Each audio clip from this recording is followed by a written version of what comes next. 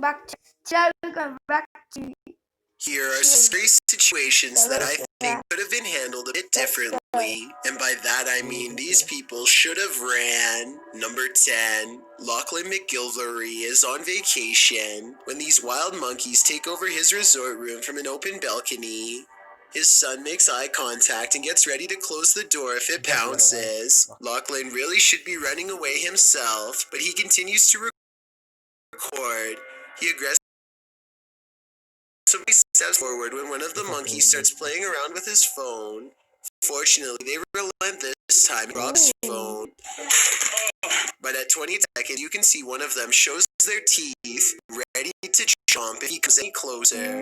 Even though they are much smaller, their chomp is much worse than ours. He is outnumbered, and who knows if they are carrying something contagious, so really should have ran away. Number 9, a doorbell cam in a residential neighborhood catches what sounds like a woman's final screams for help. Her voice is raw at the end, and it sounds like she has been yelling for quite some time.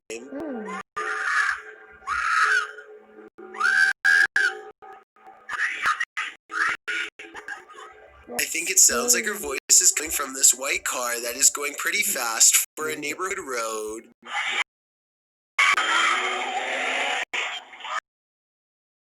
I want to say this is somebody's idea of a sick joke, but there's no faking that level of fear or desperation in her voice. She really should jump out of the car window if she could, but who knows if she'd been cuffed or worse. Number 8, Davo Velkrat explores an abandoned building on YouTube Live when his expression is interrupted by a distinctly human voice, or at least something doing their best impression of one.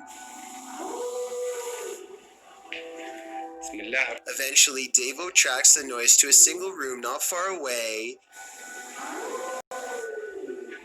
He waits for another minute, hesitant to go any further, and sees a face poke around the corner, but when he rushes in, the person is gone.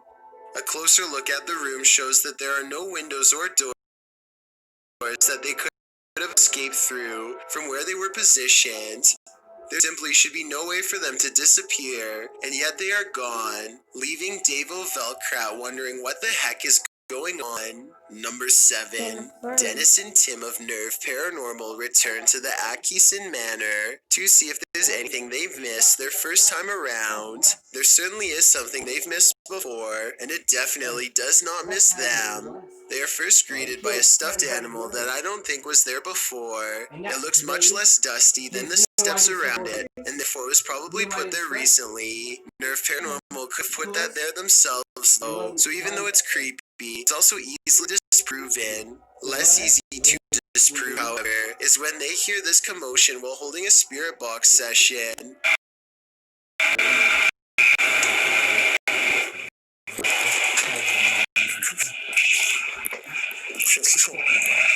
It sounds like something runs up the steps moments before the door opens, yet no one is there.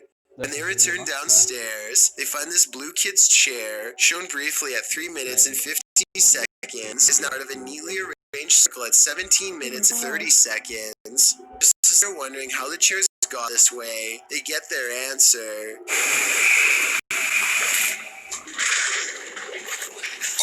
This still frame, taken in a flash of his camera at 17 minutes and 44 seconds, shows the chairs 1 second before they pull away. You can see no strings running on the floor whatsoever. I don't see how this is possible unless they put magnets on the bottom of these chairs and slid them across the ground from one floor below, which requires 4 different people and a lot of effort. Instead of running away to somewhere safe, they stand their ground, which seems to make the ghosts of the manor grow even more displeased.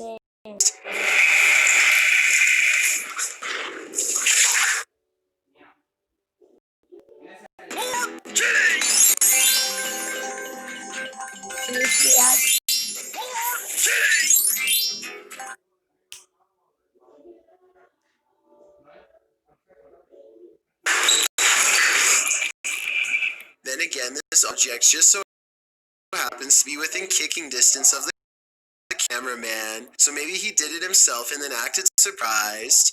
When Tim and Dennis decide to leave a minute later, they hear 4 footsteps and the doors open.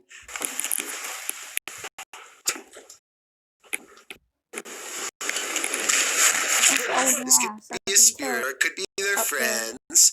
I think it could be real considering they eventually chose to escape off the roof and risk falling to get out of there. Number 6. When two strangers pull up to your boat on the Nile, you have to assume the worst. This area is known for pirates. They cast a line and tie themselves to the ship in preparation to board. Oh dear Lord. The one in white reaches down and then back turns, stands up while holding something. Alright guys, look for art. Does anyone see an emoji in there? He reaches back into his pocket and pulls out nothing but towels. As it turns out, this area is full of traveling salesmen too, even at sea. Still, I think they probably should have ran for help as soon as they thought these could be pirates, instead of recording in plain sight and making easy target. Number 5. A Spanish-speaking YouTube channel called Fearless Omar Crew pairs up with Ricky Velasquez to track down what they are calling the most cursed witch in the world. Silently watching from within a hideout in the middle of the woods is a dark figure.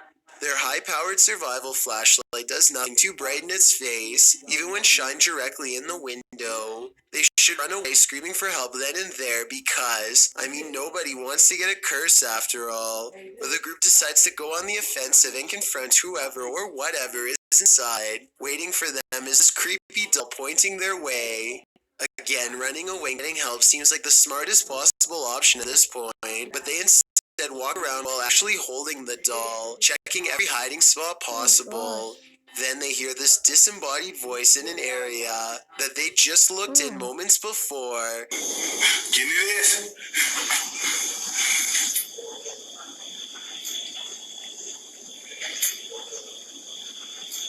I think it might be the witch taunting them further. Perhaps the doll was not pointing at them earlier, but rather at someone behind them. Anyway, as they are trying to make sense of the situation, this noise scatters their thoughts. If you speak Spanish, please give us a rundown on their conversation before this happens, as well as their reaction after. Es que se oigo mejor.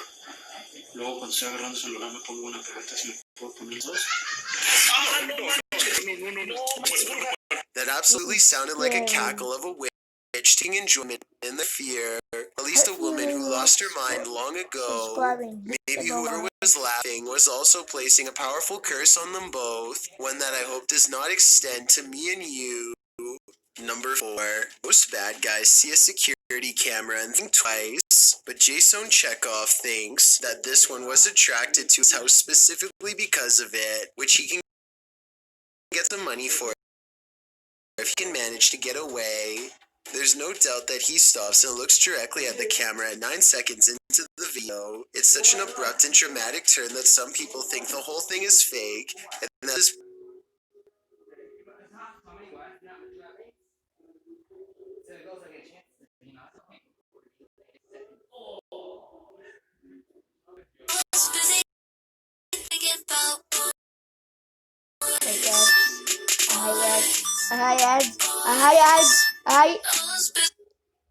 Yeah, but you won't be thinking about any of that stuff.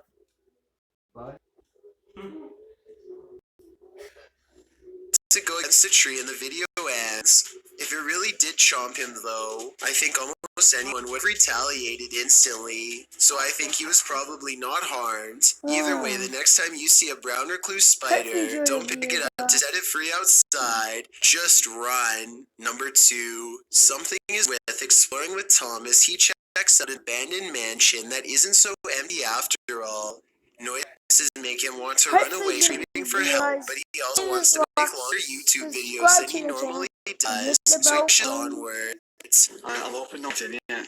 No one's definitely going to be in here, so I guess I'll be fine.